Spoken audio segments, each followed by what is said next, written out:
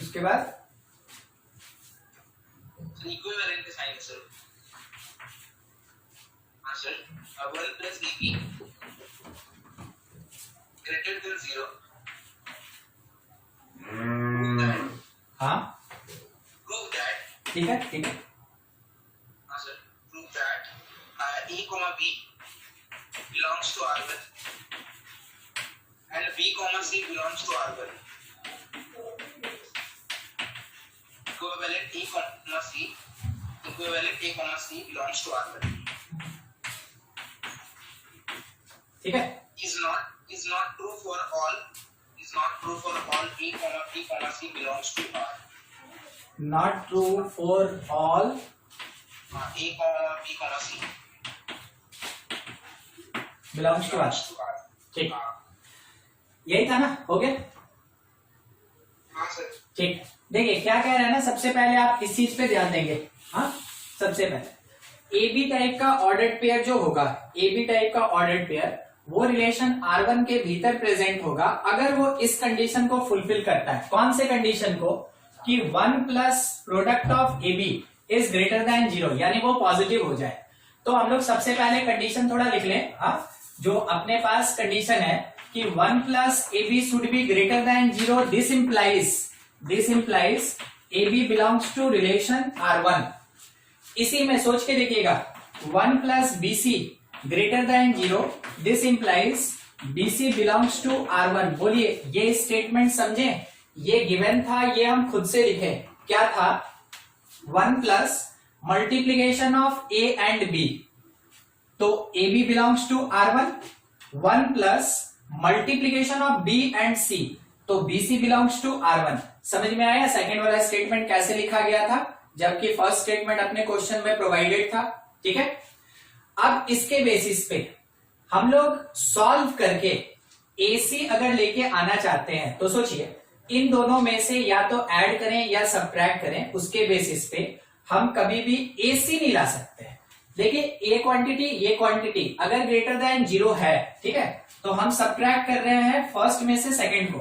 1 plus A B minus 1 plus B C, मतलब कोई भी मैथमेटिकल ऑपरेटर आपको यूज करना है तो हम 1 को हटा रहे हैं और यहां पे क्या कर रहे हैं, ए बी और बी सी को ट्रीट करवा रहे हैं। तो 1 minus 1 cancel, A B minus B C लिखा जा सकता है, A B minus B C. अगर हम इसमें से कॉमन ले तो बी कॉमन आ जाएगा और क्या बचेगा, ए माइनस सी। यानी ये कभी भी 1 प्लस ए सी टाइप आएगा। क्या हम इस पार्ट को ऐसे लिखे, it is not equals to 1 plus A C B into A minus सी।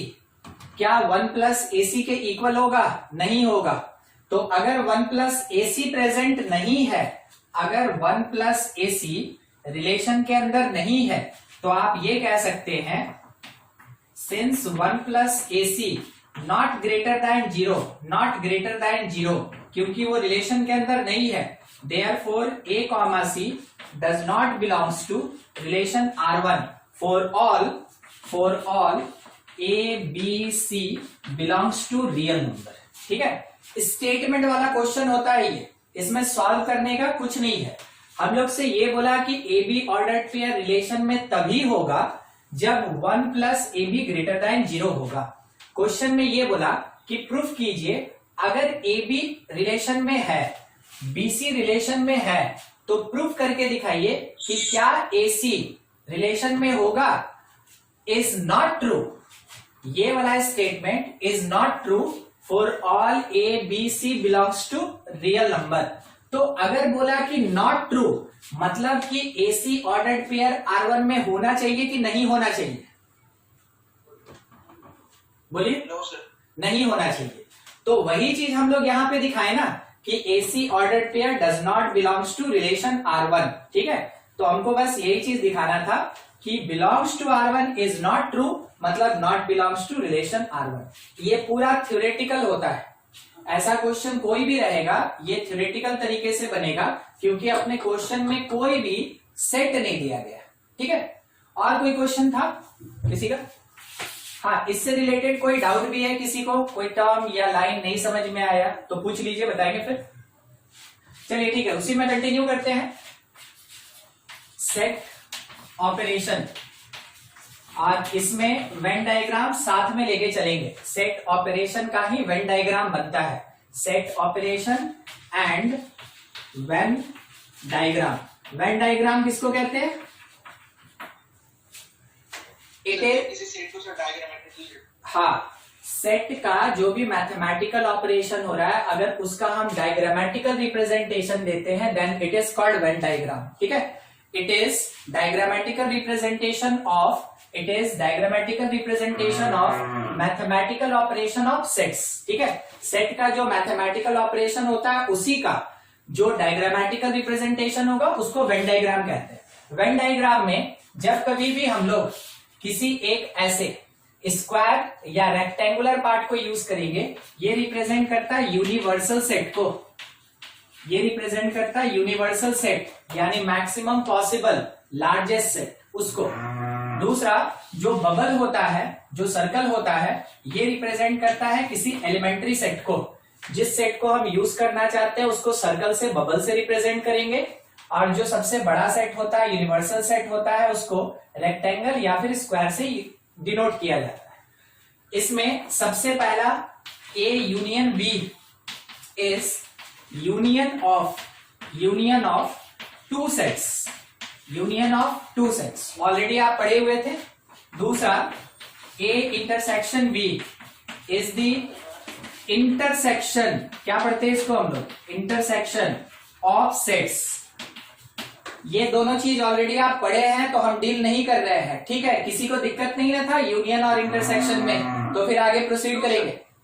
ठीक है, थर्ड हम लोग को क्या पढ़ना है इसमें? थर्ड है difference of set, difference of set.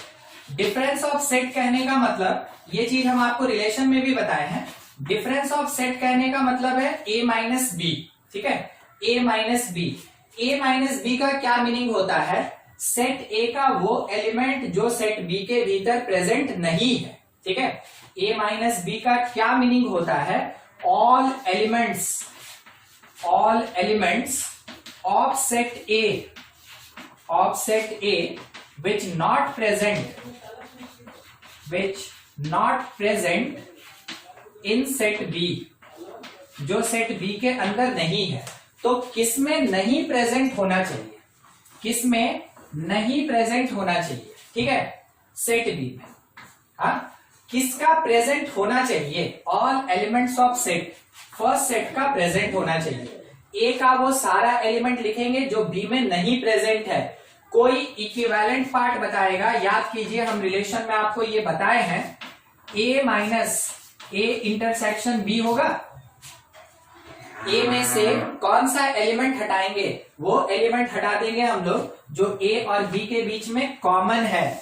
ए में से वो एलिमेंट हटा देंगे जो ए और बी के बीच कॉमन है। ठीक है, कॉमन एलिमेंट्स हट गया। अब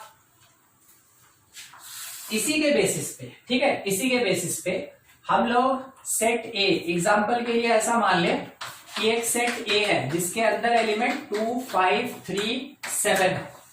एक सेट बी है जिसके अंदर एलिमेंट 5, -3, 0, 2 है।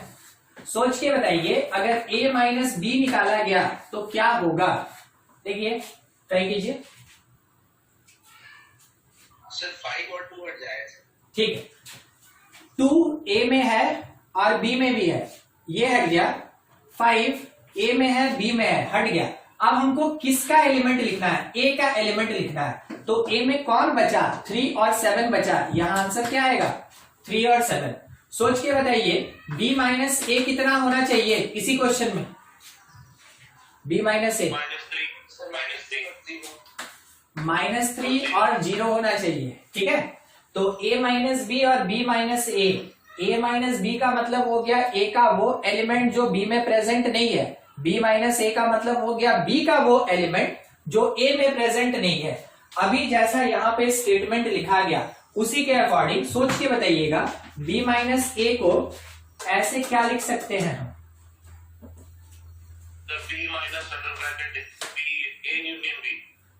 इंटरसेक्शन, हाँ, B minus A intersection B. इसका मतलब हुआ बी में से कॉमन पार्ट को हम हटा दिए, ठीक है, बी में से किसको हटा दिए, कॉमन पार्ट को। अब इसका वेन डायग्राम देखिएगा, ठीक है, इसका वेन डायग्राम, एक बी माइनस ए और यहाँ पे ए माइनस बी, ये बी नंबर में। मान लीजिए जैसे कि ये पूरा का पूरा एक सेट, कौन सा set, universal set, it represent universal largest set. इसके अंदर दो पार्ट, एक ए है और एक बी है, ठीक है, सेट ए और सेट बी। अब अगर हमको रिप्रेजेंट करना है, ध्यान रखिएगा, ए माइनस बी को, तो ए माइनस बी में ए का वो पूरा पार्ट आएगा, ए का वो पूरा पार्ट आएगा जो कि बी के भीतर नहीं है। तो क्या आपको ये समझ में आया, यहां से लेके जो कॉमन पार्ट नहीं है, ए का वो वैल्यू जो कॉमन नहीं है, उसी को हम ए माइनस बी बोलेंगे, ठीक है। तो ये रिप्रेजेंट कर रहा है किसको, ए माइनस बी को।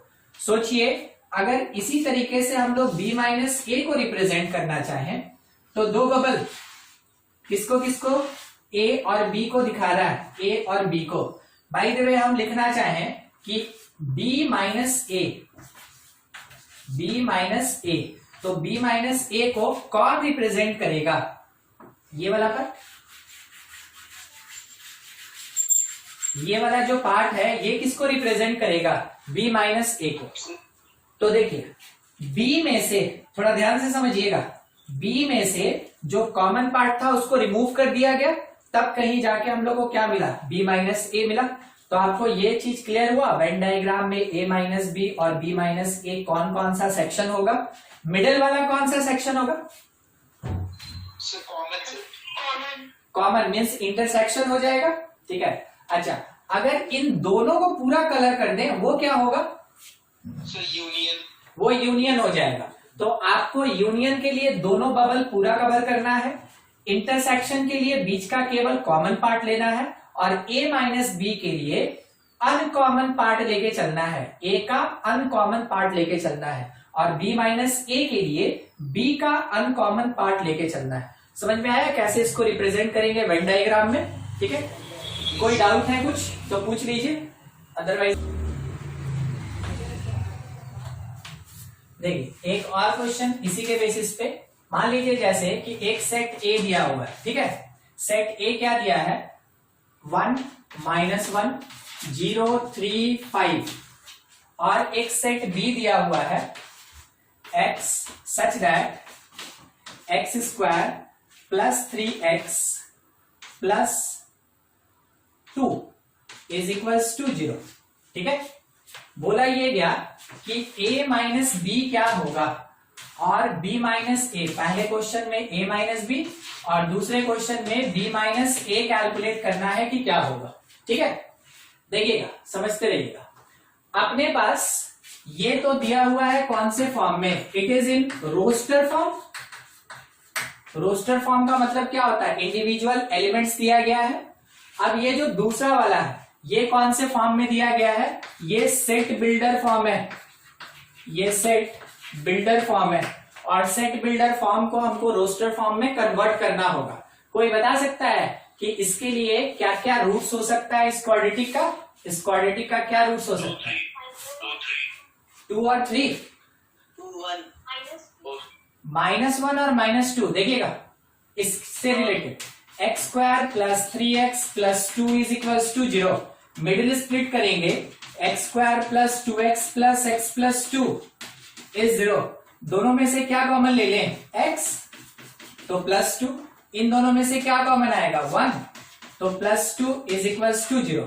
अब इसी पार्ट को ऐसे लिख सकते हैं ना फैक्टराइज करके, x + 1 और x + 2 = 0। सोचिए x + 1 0 हो गया तो x कितना हुआ, -1, x + 2 0 हो गया तो x कितना हुआ, -2। तो कौन कौन सा वैल्यू आएगा, -1 आएगा और -2 आएगा। तो जब हम इस सेट B को लिखना चाहेंगे इन रोस्टर फॉर्म, उसमें कौन कौन सा एलिमेंट होगा, -1 होगा और -2 होगा। चलिए ठीक है, आपके पास B है, आपके पास A है। पहला चीज हमको कैलकुलेट करना था कि A माइनस B कितना होगा। देखिए A में से B को सब्ट्रैक्ट कीजिए, -1 -1 कैंसिल हो गया, क्या -2 भी प्रेजेंट है, नहीं प्रेजेंट है। तो इसका मतलब हम क्या क्या लिख सकते हैं इसके अंदर, इसमें लिखा जा सकता है 1 हो गया, 0 हो गया, 3 और 5। ठीक है, ये है a माइनस बी। और दूसरा b माइनस ए क्या होगा, b माइनस ए सोच के बताइए, ओनली -2 होगा। तो यहां से a माइनस बी और b माइनस ए मिला। तीसरा a minus B union b minus A कितना,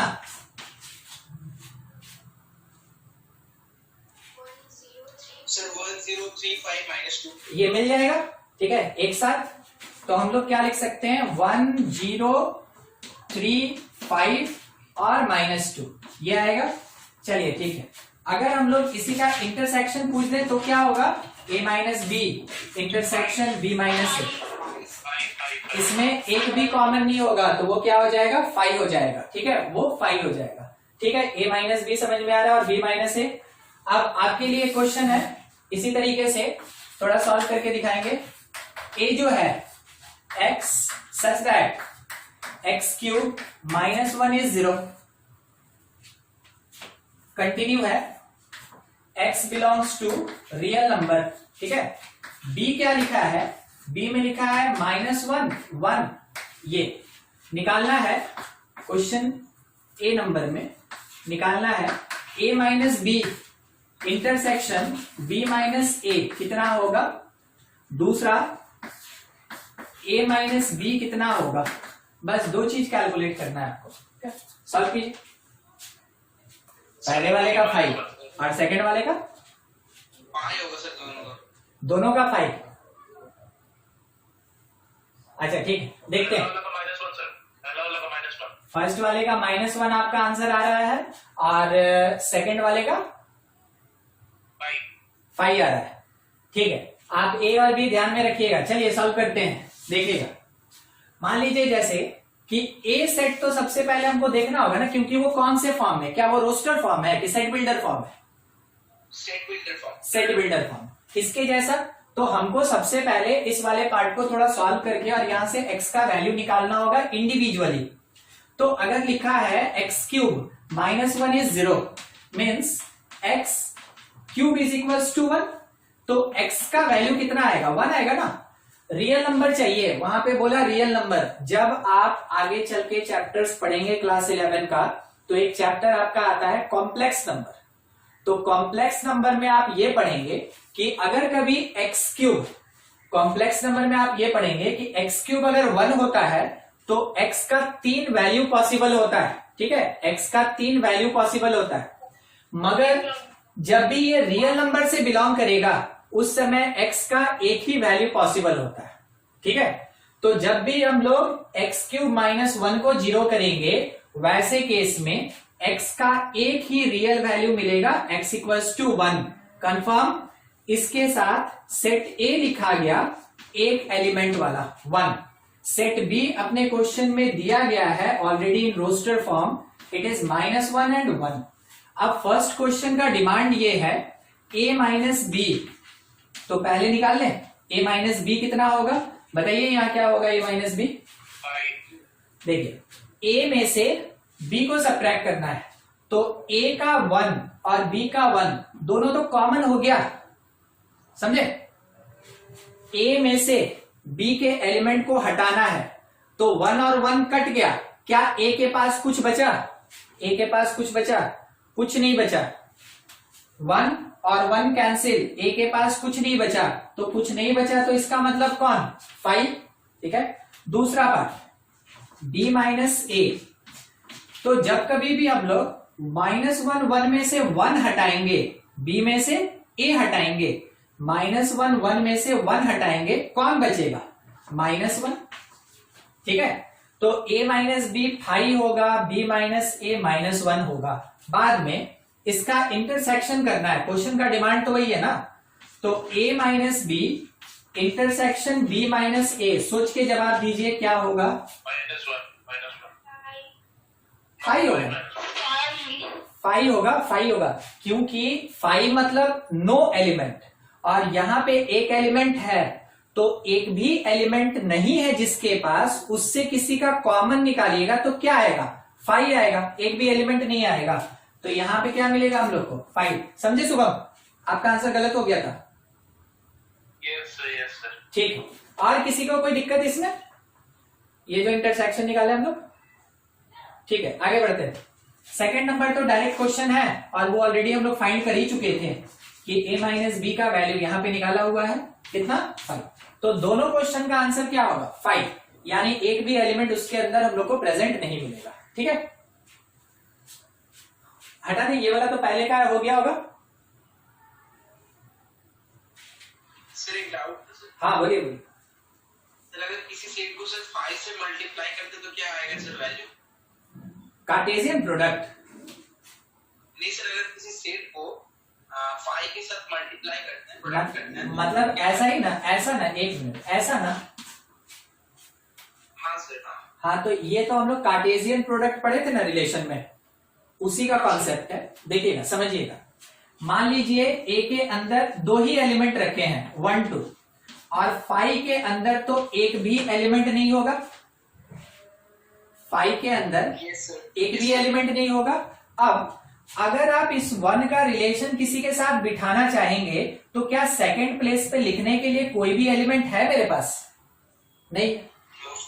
तो सेकंड प्लेस पे लिखने के लिए अगर कोई भी एलिमेंट नहीं है, इसका मतलब है ये पूरा पार्ट किसके बराबर 5। समझ में आया? ठीक है सर। हाँ सर। ठीक है, उसमें कोई एलिमेंट नहीं होगा, वो भी 5 ही रह जाएगा। ठीक है, अच्छा ये वाला पार्ट हो गया। और किसी को कोई डाउट उठ भी है तो पूछ लीजिए अपना, पीछे का जो भी है। डिफरेंस समझ में आया? सेट का डिफरेंस हम लोग कैसे कैलकुलेट करते हैं वो समझ में आ गया। अब आगे थोड़ा कंटिन्यू करेंगे इसी पे। ठीक है, नेक्स्ट है कॉम्प्लीमेंट ऑफ सेट। देखिएगा, कॉम्प्लीमेंट ऑफ सेट, तो जब भी कॉम्प्लीमेंट ऑफ सेट होगा तो इसको रिप्रेजेंट कैसे करेंगे? देखिए, मान लीजिए जैसे let A B any set, A अगर कोई एक सेट है, तो जब ए के ऊपर में सी या ए के ऊपर में बार या ए के ऊपर में एक डैश दिया जाएगा तो इसको बोलेंगे कॉम्प्लीमेंट ऑफ सेट। जहां तक हमको याद है, हम आपको रिलेशन में ये चीज बताए थे, कॉम्प्लीमेंट ऑफ सेट ए। ठीक है, ये सेट ए का कॉम्प्लीमेंट होगा, कुछ इस तरीके से रिप्रेजेंट करेंगे। अब एक टर्म यूनिवर्सल सेट है ना, आपको याद होगा अभी अभी हम बोल रहे थे स्क्वायर, जो वेन डायग्राम में यूज कर रहे थे, स्क्वायर या रेक्टेंगल होगा वो क्या होता है? Universal set. तो एक्चुअल में यूनिवर्सल सेट होता कौन है? Universal set, it is largest possible, it is largest possible set. ठीक है, तो यूनिवर्सल सेट कौन होगा ये आप खुद से डिटरमाइन नहीं कर सकते। क्वेश्चन में जो सबसे बड़ा सेट होगा, या तो उसका नाम दिया रहेगा कि ये यूनिवर्सल सेट है, अदरवाइज आप उसको खुद से अज्यूम कर सकते हैं। हम आपको एग्जांपल में दिखाएंगे। ठीक है, तो यूनिवर्सल सेट कौन होता है, कितना वैल्यू होता है, ये आप खुद से नहीं बता सकते। जब आपके क्वेश्चन में लिखा रहेगा कि x या p या जनरली u यूज होता है, u इज यूनिवर्सल सेट, तो आप समझेंगे कि मेरे क्वेश्चन का वो सबसे बड़ा सेट है। ठीक है, तो यूनिवर्सल सेट बेसिकली किससे रिप्रेजेंट करेंगे इसको हम लोग? u से। ठीक है, कैपिटल U से रिप्रेजेंट किया जाता है यूनिवर्सल सेट को। तो एक यूनिवर्सल सेट है, अगर हम लोग A का कॉम्प्लीमेंट निकालेंगे तो यूनिवर्सल सेट में से हमको सेट A को सब्ट्रैक्ट कर देना है। कॉम्प्लीमेंट निकालने का तरीका क्या होता है? यूनिवर्सल सेट में से सेट A को अगर सब्ट्रैक्ट कर दिए तो हमको कॉम्प्लीमेंट ऑफ सेट मिलता है। समझते चलिएगा, अभी आप सब्सट्रैक्शन पढ़े थे दो सेट का। ठीक है, समझते चलिए। एक एग्जांपल हम लेके दिखा रहे हैं, let U be the universal set, और क्या दिया है 1 2 3 से लेके 15 तक दिया है, ऑल इंटीजर्स। ठीक है, A that is equals to एक सेट है 1 3 5 7 9 11 13 15। ठीक है, ऑड्स। B एक सेट है -2 2 4 6 8 10 12 14। सोच के आंसर दीजिएगा, A कॉम्प्लीमेंट क्या होगा? तो ए कॉम्प्लीमेंट हम लिखेंगे ना universal minus A according to formula, ठीक है। ए कॉम्प्लीमेंट हम क्या लिखेंगे, universal set minus set A, ठीक है इतना। हाँ, अब हम इसमें क्या करेंगे कि यूनिवर्सल में से ए को सब्ट्रैक्ट करेंगे तो सारा ऑड्स हट जाएगा, तो कौन बचेगा, इवन। कौन कौन बचेगा, इवन नंबर्स। तो इवन नंबर्स 1 के बाद जो भी आ रहा है 2 4 6 8 10 12 14, क्या ये सेट हमको कहीं देखा देखा लग रहा है, बी बी। तो ये मेरा आंसर आएगा, और हम चाहें तो इसको लिख सकते हैं कि ये सेट बी के बराबर होगा, ठीक है। यानी कि ए कॉम्प्लीमेंट इस पर्टिकुलर क्वेश्चन में ए कॉम्प्लीमेंट कौन से सेट के बराबर है, सेट बी के इक्वल है। इस पर्टिकुलर क्वेश्चन में ए कॉम्प्लीमेंट जो यूनिवर्सल माइनस सेट ए करके निकाला गया वो कौन से सेट के बराबर है, सेट बी के बराबर है, ठीक है। अगर इसी क्वेश्चन में हम लोग से बी कॉम्प्लीमेंट मांगा गया तो क्या फॉर्मूला लिखेंगे, थोड़ा आंसर दीजिएगा, ठीक है, माइक ऑन करके आंसर दीजिएगा। अगर हम बी कॉम्प्लीमेंट निकालना चाहते हैं हम क्या लिखेंगे, यूनिवर्सल माइनस सेट बी। अब यूनिवर्सल 1 से लेके 15 तक सारा इंटीजर, और उसमें से हम इवेंस को हटा रहे हैं, इवेंस को हटा रहे हैं, कौन बचेगा, ऑड्स। यानी 1 3 5 7 9 11 13 15, सही है, ठीक है। अब अगर मेरे पास ऑड्स है तो ऑड्स कंटेन करने वाला सेट इस क्वेश्चन में कौन है, सेट ए है। ऑड्स कंटेन करने वाला जो सेट है इस क्वेश्चन में वो कौन सा सेट है, सेट ए है। तो हम ये लिख सकते हैं कि ये जो पूरा का पूरा सेट है ये एक्चुअल में किसको रिप्रेजेंट कर रहा है, ए को। तो कहा जा सकता है in this particular question, in this particular question जो बी कॉम्प्लीमेंट है वो ए के बराबर, और जो ए कॉम्प्लीमेंट है वो बी के बराबर। ध्यान रखिएगा ये कोई फॉर्मूला नहीं है, ये कोई फॉर्मूला नहीं है, ये इस पर्टिकुलर क्वेश्चन में ऐसा आंसर आया है, ठीक है। और कहीं आप उसको फॉर्मूला की तरह यूज नहीं कर सकते। आपको क्या करना है, क्वेश्चन में यूनिवर्सल सेट बताया रहेगा उसको यूज करना है, उसमें से सेट को सब्ट्रैक्ट करना है, यूनिवर्सल में से सेट को सब्ट्रैक्ट करना है, आपको सेट का कॉम्प्लीमेंट मिलेगा। तो चाहे आपसे ए कॉम्प्लीमेंट पूछे या फिर बी कॉम्प्लीमेंट पूछे, आप इस तरीके से कैलकुलेट कर सकते हैं। ये पूरा पार्ट जो है अभी नोट कीजिए, और हम 2 क्वेश्चन दे रहे हैं कॉम्प्लीमेंट का, आप ट्राई करेंगे, ठीक है। Universal set that is equals to -10 से लेके 10 तक, ठीक है। सेट ए क्या दिया है, x such that x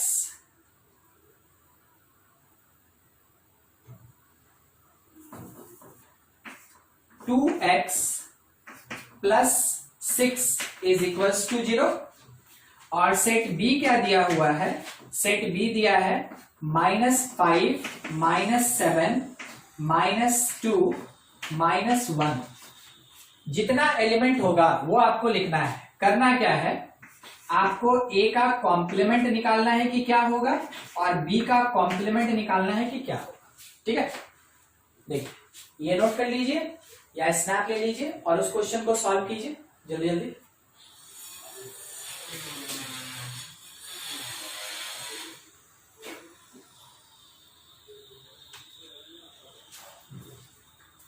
sir ए का कॉम्प्लीमेंट में केवल -3 को हटा देंगे और सॉल्व। ठीक है, यानी कि आप सेट ए को सॉल्व किए रोस्टर फॉर्म के लिए, तो 2x plus 6 is equals to 0, ये वाला इक्वेशन आप सॉल्व किए कि 2x plus 6 is equals to 0, तो सेट ए आपको मिला, सेट ए आपको मिला -3, सही है, यही मिला ना, ठीक है। और बी तो हमको दिया ही था, तो अब क्या करेंगे कि ए कॉम्प्लीमेंट लिखने के लिए फॉर्मूला हो जाएगा यूनिवर्सल माइनस ए, यूनिवर्सल माइनस ए।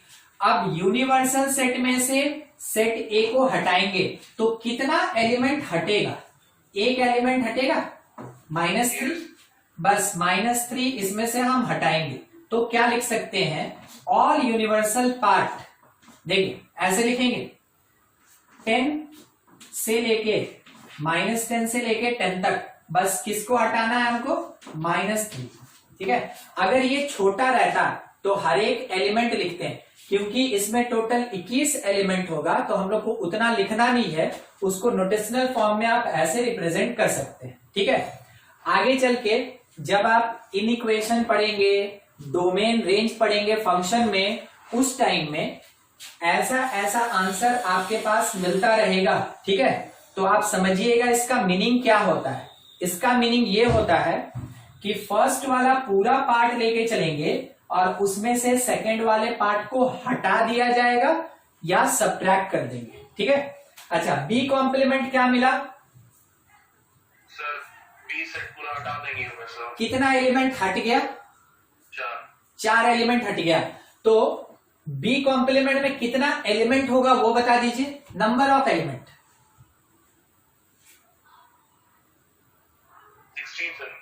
16 17 ना, नहीं, -10 से लेके +10 तक 0 इंक्लूडेड 21 एलिमेंट होता है।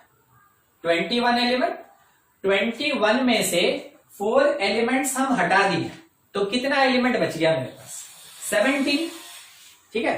तो 17 एलिमेंट्स होगा। हम यहां काउंटिंग करें तो लिखते चले, -10 होगा, ठीक है, फिर उसके बाद -9 होगा एंड सो ऑन, ये सब होगा। और उसमें से कौन नहीं होगा, तो नहीं होगा -5, -7, -2, -1, ठीक है। इस क्वेश्चन में हम आपको ज्यादा कुछ नहीं, बस लिखने का तरीका दिखा रहे थे, ठीक है, लिखने का तरीका दिखा रहे थे कि अगर मेरे पास सेट बड़ा रहेगा तो उस टाइम में हम कैसे अपने आंसर को छोड़ेंगे, या फिर ऑब्जेक्टिव में अगर ये क्वेश्चन आता है तो हो सकता है आपके पास ऑप्शन इस फॉर्मेट में मिले, ठीक है, एक सेट माइनस दूसरा सेट। तो आपको ये पहचानना होगा, आइडेंटिफाई करना होगा कि हाँ ये ऑप्शन मेरा करेक्ट आंसर है। नहीं तो मान ले रहे हैं अगर 100 एलिमेंट दे दिया यूनिवर्सल में और आपके सेट में 4 एलिमेंट दे दिया तो आप क्या कीजिएगा, बाकी 96 एलिमेंट लिखने थोड़ी जाइएगा, उतना बड़ा बड़ा आंसर नहीं लिखा जाता है, ठीक है। वैसे केस में बस एक सेट माइनस दूसरा सेट करके आंसर छोड़ दिया जाता है। ऑब्जेक्टिव का भी यही तरीका है, सब्जेक्टिव का भी यही तरीका है, ठीक है। हाँ, किसी को कोई डाउट है उसमें, कुछ पार्ट जो नहीं समझ में आया तो पूछ लीजिए। ये हटा दे। देखिए एक और क्वेश्चन मान लेते हैं, क्वेश्चन में ही हमको ऐसा दिया गया,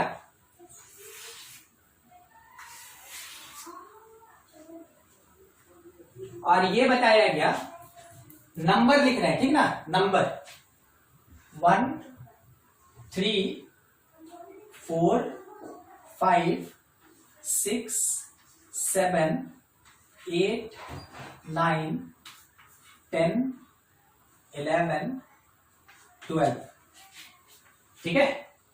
नंबर कोई हमको बता सकता है, यहां से देखिएगा ये वेन डायग्राम है और वेन डायग्राम को ही हम इस बार क्वेश्चन बना दिए, ठीक है। अब यहां से डेटा एक्सट्रैक्ट करना है, समझते चलिएगा। कोई हमको बताएगा, सबसे पहला मेरा क्वेश्चन है कि यूनिवर्सल सेट क्या है। अच्छा, ये कलर दिख रहा है कि नहीं दिख रहा है? जितना है सब यूनिवर्सल है, सब सेट। अच्छा ठीक है, ये कलर दिख रहा है कि नहीं दिख रहा है?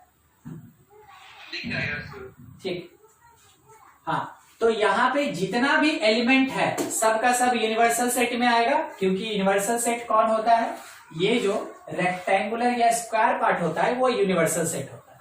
तो यूनिवर्सल सेट के अंदर 1 है, फिर कौन, 3 है, 5 4 6 7 8 9 10 11 12, ये यूनिवर्सल सेट के अंदर आ गए, ये पूरा यूनिवर्सल हो गया।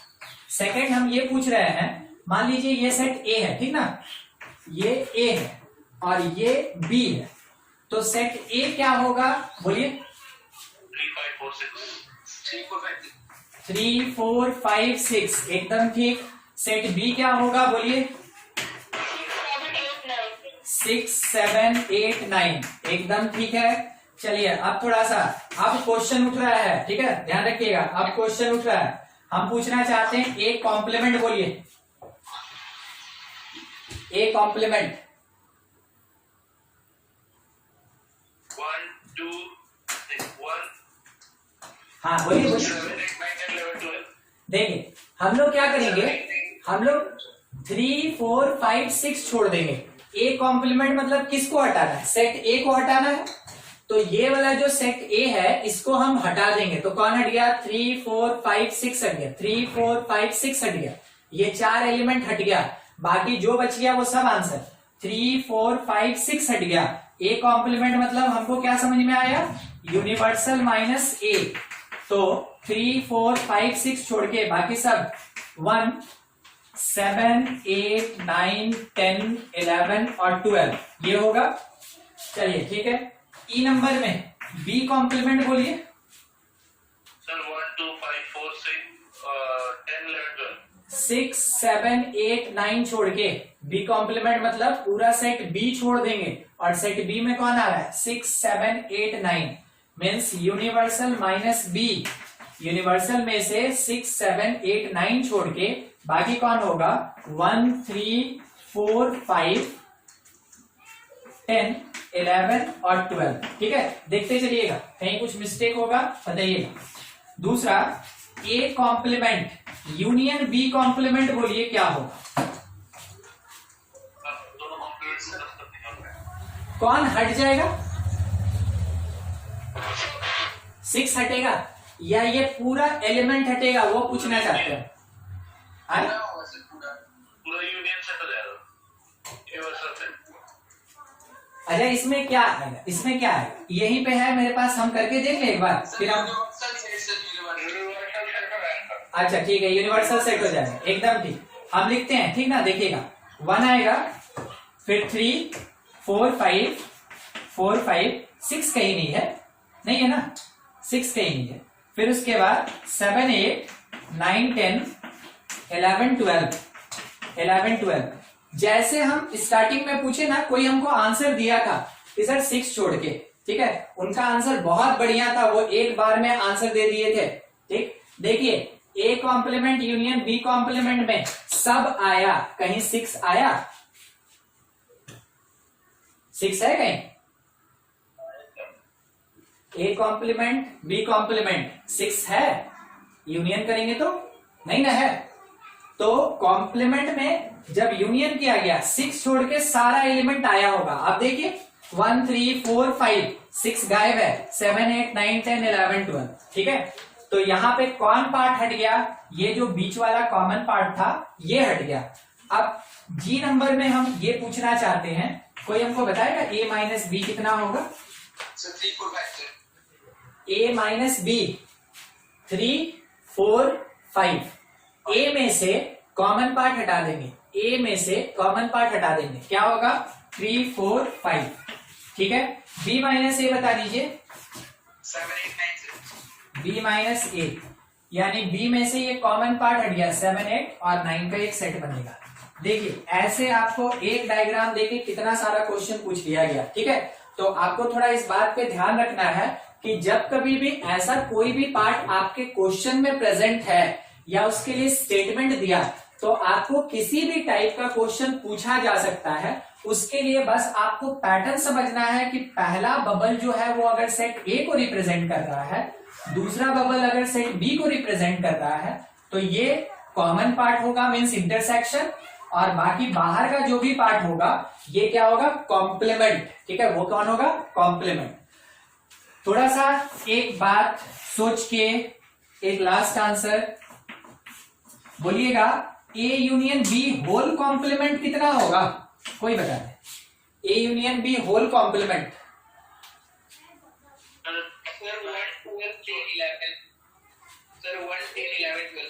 अच्छा, मतलब कि ये बबल दोनों छोड़ के बाहर का जो भी एलिमेंट होगा वही ना, ए यूनियन बी में ये दोनों बबल आ गया, ये दोनों बबल आ गया, और अगर हम उसका कॉम्प्लीमेंट बोल रहे हैं तो दोनों बबल छोड़ के बाहर का जो भी एलिमेंट होगा वो उसके कॉम्प्लीमेंट में होगा। यानी कौन कौन, 1, 10, 11 और 12, 1, 10, 11 और 12। ठीक है, बाहर वाला 1, 10, 11 और 12। ठीक, किसी को कोई दिक्कत इसमें से कोई भी क्वेश्चन में? इधर वाला हो गया है, हटाएं हम थोड़ा।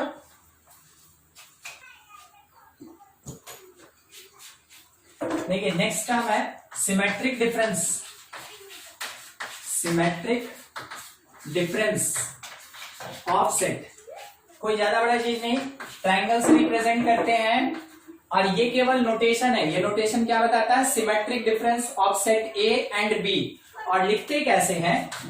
ए minus B union B minus A में से बी को सब्ट्रैक्ट किए और बी में से ए को सब्ट्रैक्ट किए, दोनों का जो यूनियन पार्ट होगा वही कहलाता है symmetric difference of two sets. ठीक है, दो सेट का सिमेट्रिक डिफरेंस ट्रायंगल से रिप्रेजेंट करते हैं, डेल्टा से रिप्रेजेंट करते हैं। मान लीजिए ये चीज तो ऑलरेडी आप देखे हैं, अभी क्वेश्चन में आया था। मान लीजिए जैसे एग्जांपल के लिए ए दिया हुआ है 2 4 6 8, बी दिया हुआ है 1 2 3 4, 1 2 3 4। कोई बताएगा ए minus B? A minus B, ए में से बी के एलिमेंट को हटा देंगे, ए में से बी के एलिमेंट को हटा देंगे, 2 चला गया, 4 चला गया, कौन बचा? 6 8, एकदम सही आंसर। चलिए बी माइनस ए कोई बोल दीजिए। 1 3, एकदम सही। अब अगर हम इसी का सिमेट्रिक डिफरेंस निकालना चाहें तो लिखेंगे A minus B union B minus A, यही लिखेंगे। और अगर इन दोनों का यूनियन करना चाहें तो क्या आंसर आएगा? 1 3 6 8, 1 3 6 8, एकदम सही। ठीक है, 1 3 6 8। अब थोड़ा देखिएगा, 1 है, 3 है, 6 है, 8 है, कौन नहीं है? जो कॉमन पार्ट है वो नहीं है। यानी हम ये कह सकते हैं कि a minus B union b minus A में से हमेशा सेट a होगा, उसके साथ सेट b होगा, और कौन नहीं होगा? इसमें a इंटरसेक्शन भी नहीं होगा। क्या ये बात सही है? चेक कीजिए, चेक कीजिए ये बात कहना सही है कि नहीं। ठीक है, चेक कीजिए। a यूनियन b, बोलिए कितना? a यूनियन b, यहां से 1 2 3 4 6 8, 1 2 3 4 और 6 8, ये आया। अब a इंटरसेक्शन b एक बार सोचिए क्या होगा? a intersection b, a intersection b में 2 4, अगर by the way a union b में से a इंटरसेक्शन b सब्ट्रैक्ट कर दें, a union b minus a intersection b, तो इसमें से कौन हट गया? 2 और 4 हट गया, तो क्या बचा? 1 3 6 और 8 बचा। 1 3 6 और 8 बचा। बोलिए क्या आप ये समझे? इसमें किसी को कोई दिक्कत है? No sir. ठीक, अब ये जो सेट है और यहां जो सेट हम लोग को ऑब्टेन्ड हुआ, क्या दोनों सेट बराबर है?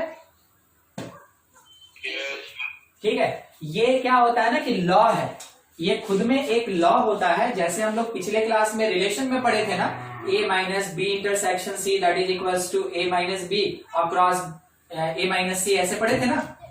बस वैसा ही ये लॉ होता है। ठीक है, तो हम लोग क्या लिख सकते हैं? ओवरऑल समझिएगा, a symmetric difference b that is equals to a minus B union b minus a, और इसी चीज को हम और क्या लिख सकते हैं? That is equals to a union b minus a intersection b, a union b minus a intersection b। ठीक है, समझ में आया? ये प्रूफ करने के लिए भी दिया जा सकता है कि prove that this part is equals to this. ठीक है, उसके लिए आपको सेट दिया रहेगा, तो कुछ नहीं, LHS अलग से निकालना, RHS अलग से निकालना और दोनों को इक्वल करके दिखा देना है, बस उतना ही प्रूफ करना होता है उसमें। ठीक है, सिमेट्रिक डिफरेंस का अब देखिए वेन डायग्राम, इसका वेन डायग्राम, वेन डायग्राम क्या होता है सिमेट्रिक डिफरेंस का। ठीक है, वेन डायग्राम क्या होता है सिमेट्रिक डिफरेंस का। सबसे पहले यूनिवर्सल सेट, ये हो गया मेरा एक सेट A और ये है मेरे पास एक सेट B। ठीक है, सेट A और ये है सेट B। तो जब कभी भी सिमेट्रिक डिफरेंस निकालना हो तो सिमेट्रिक डिफरेंस मतलब a माइनस बी, कौन सा पार्ट a माइनस बी है? क्या हम ये बोले कि ये वाला पार्ट a माइनस बी है? ये a माइनस बी हो गया, ठीक है। b माइनस a कौन सा होगा? उधर बी वाला सर, जिसमें b लिखा है ना, ये वाला पार्ट। ये वाला पार्ट मेरा क्या होगा? b माइनस a, ये पार्ट है b माइनस a। अब पहले हम लिख दें कि कौन कौन था, ये a था और ये b था। अभी जो आपके सामने में रिप्रेजेंट किया गया ये वाला इंक्लूडेड दिस पार्ट, इसी को हम क्या कहेंगे कि ये delta b, a delta b यानी a सिमेट्रिक डिफरेंस b को रिप्रेजेंट करने वाला जो वेन डायग्राम का पार्ट होगा वो ये दोनों कंबाइंड होगा, ठीक है, दोनों मिला हुआ होगा।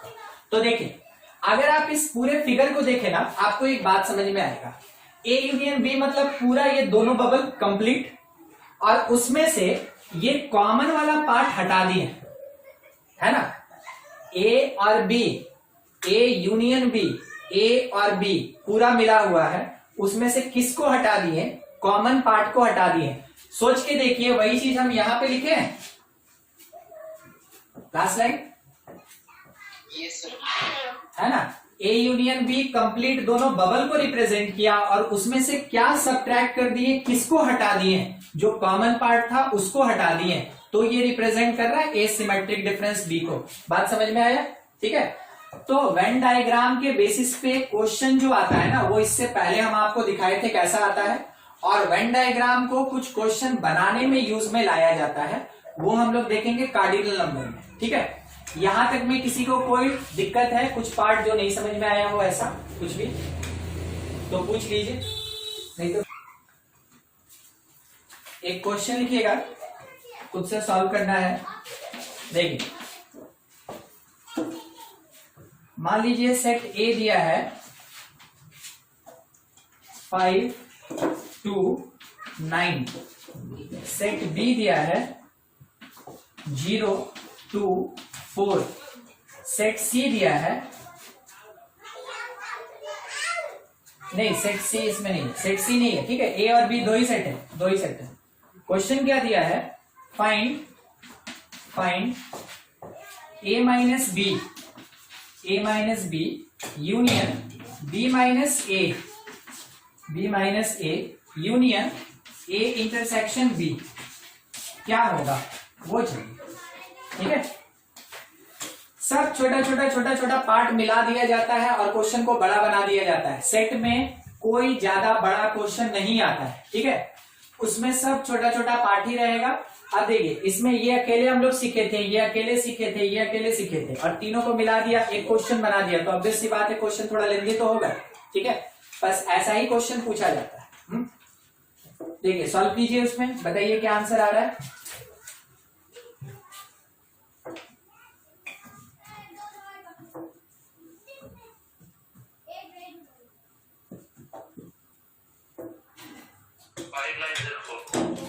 फाइव 904,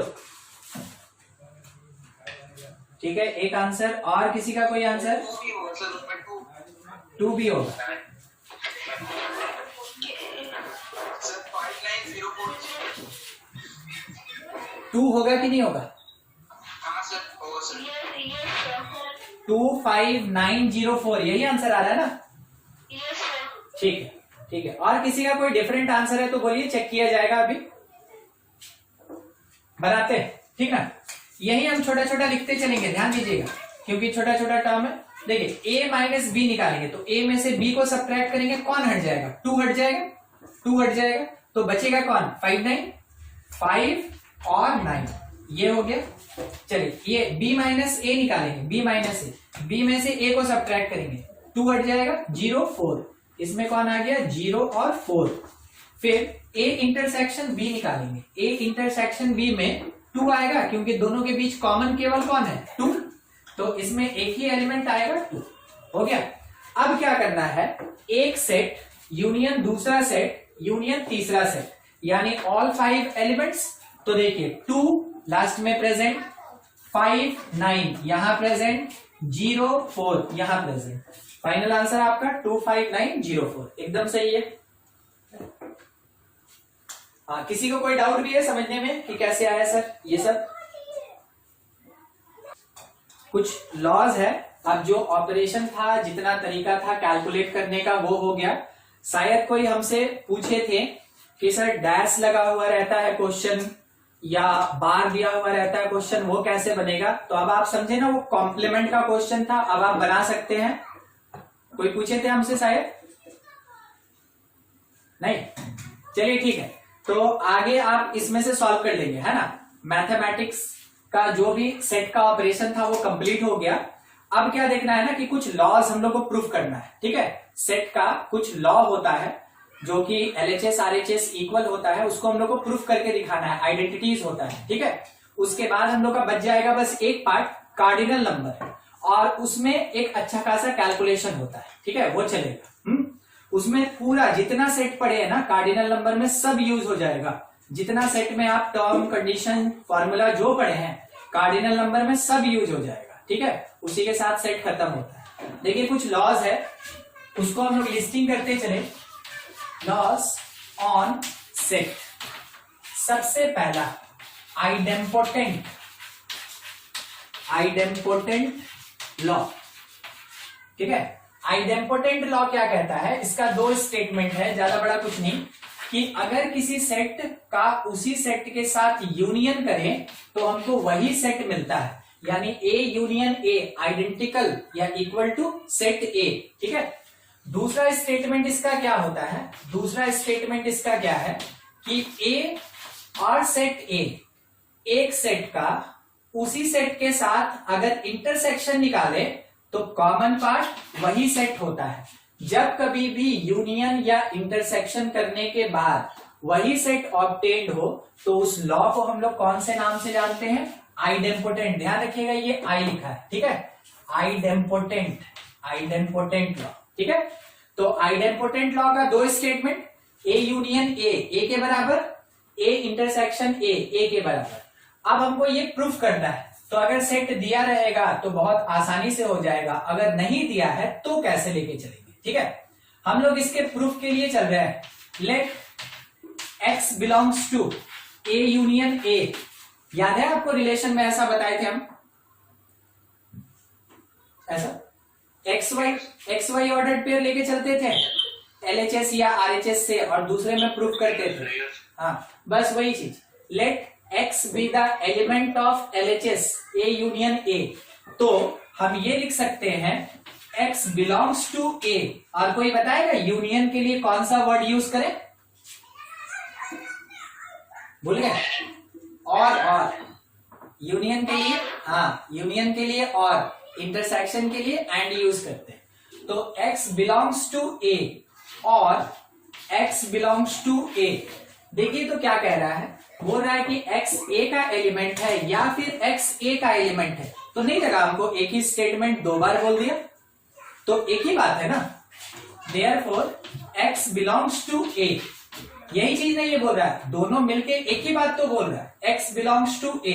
अब थोड़ा सोचिएगा, तो यहां से हम ऐसा एक डिक्लेरेशन दे सकते हैं, इसका मीनिंग ये हुआ कि a union a that will be equals to a। बोलिए हम लोग क्या लेके चले कि x is element of a union a, यानी LHS का, उसको तोड़े, यूनियन को स्टेटमेंट में और से तोड़े तो x बिलोंग्स टू a या फिर x बिलोंग्स टू a, दोनों मिलके एक ही बात बोला, तो हम क्या लिखें? x belongs to a। तो जाके ये कहा जा सकता है कि x a का एलिमेंट है, x a यूनियन a का भी एलिमेंट है। तो अगर एक ही एलिमेंट दोनों सेट के अंदर प्रेजेंट है तो दोनों सेट आपस में क्या होगा? इक्वल होगा। समझ में आ रहा है कैसे दोनों इक्वल हुआ? किसी को दिक्कत? पूछिए। थोड़ा थ्योरेटिकल है ना, थ्योरेटिकल है। देखिए ये नंबर की तरह कैलकुलेशन नहीं करना है, हम आपको पहले भी बोले थे ये चीज, ठीक है, रिलेशन जब बता रहे थे। ये नंबर की तरह कैलकुलेशन नहीं करना है, आपको ये स्टेटमेंट समझना होगा। 3 लाइन ही लिखे हैं, छोटा छोटा 3 लाइन ही लिखे हैं। अगर आपको कहीं भी कोई दिक्कत है तो हमसे पूछ लीजिए, अगर कोई दिक्कत नहीं है आप इसको प्रूफ करके हमको दिखाएंगे अभी इसी तरीके से, बनाइए। और अगर डाउट है, कोई दिक्कत है कोई स्टेटमेंट में, पूछ लीजिए हमसे।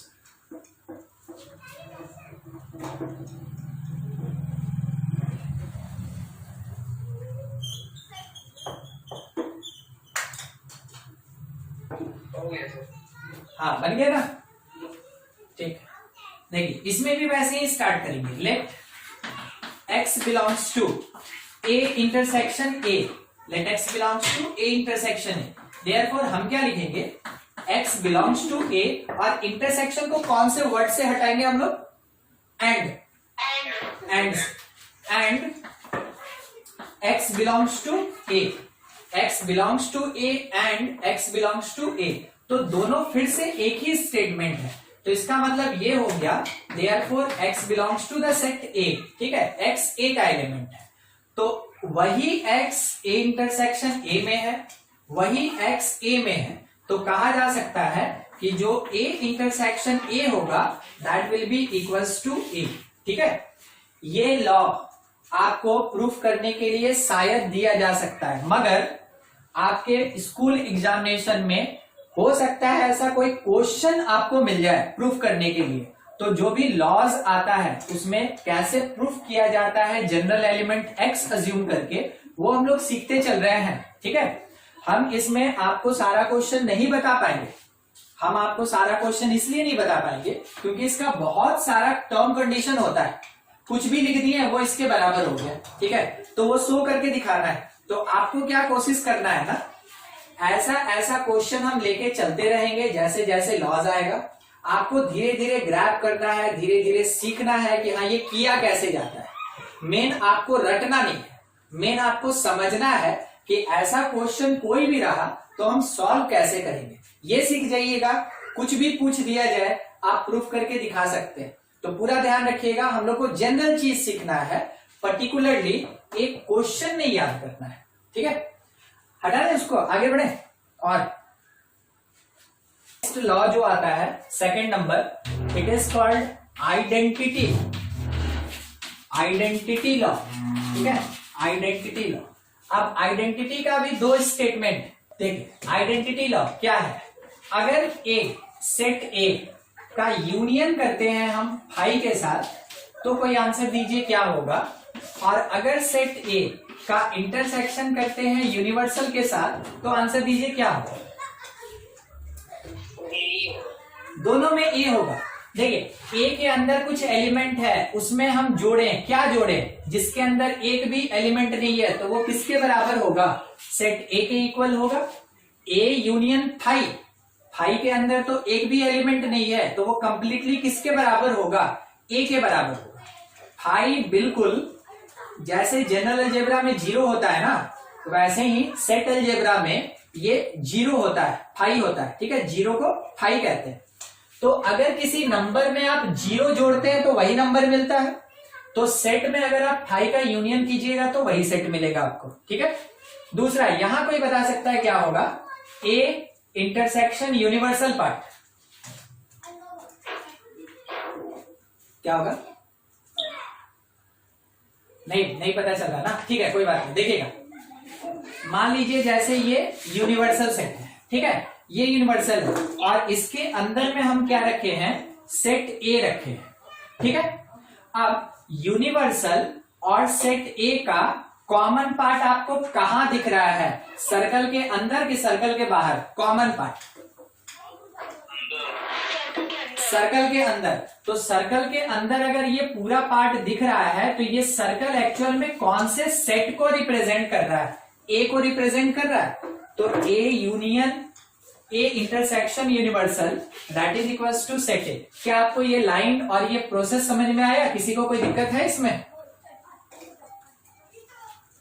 नहीं दिक्कत है ना, हाँ ठीक है। आप कुछ नहीं बोलते तो हम समझ जाते कि दिक्कत नहीं है ना। मान लेते हैं अगर कहीं इशू रहेगा, कुछ पार्ट नहीं समझ में आया, एक छोटा सा भी कहीं डाउट है, आप जरूर पूछ के खत्म कर लीजिएगा, ठीक है। डाउट को घर पे नहीं लेके जाना है, टीचर से पूछ के खत्म करना है, ठीक है। देखिए दोनों पार्ट, अब हमको ये प्रूफ करना है बिल्कुल इसके तरीके से। हम क्या करेंगे, मान के चलेंगे let x belongs to A union phi, सोच के बताइए, therefore x belongs to A and x belongs to phi, सही है कि गलत है,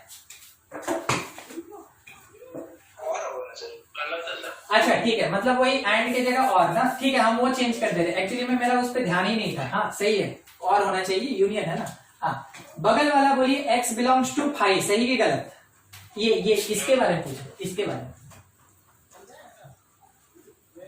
वो सही कि गलत? सही है सर। अच्छा ठीक है मान गए। सुनिएगा, फाइव कौन होता है? फाइव एक वॉइड सेट होता है, एक नल सेट होता है, और नल सेट या वॉइड सेट कहने का मीनिंग क्या होता है? उसके अंदर एक भी एलिमेंट नहीं होगा, उसके अंदर एक भी एलिमेंट नहीं होगा। तो कैसे x बिलोंग कर सकता है फाइव से? फाइव के अंदर तो कोई एलिमेंट ही नहीं है, तो x कैसे बिलोंग कर सकता है फाइव से? हमको यहां क्या लिखना चाहिए था? x does not belongs to five. बोलिए सही कि गलत? अब बोलिए सही कि गलत, लास्ट वाला। x जो है वो फाइव के अंदर नहीं है, बिल्कुल सही, क्योंकि फाइव तो एक नल सेट है, उसके अंदर कोई एलिमेंट होता ही नहीं है, तो उसके अंदर x कैसे बैठेगा?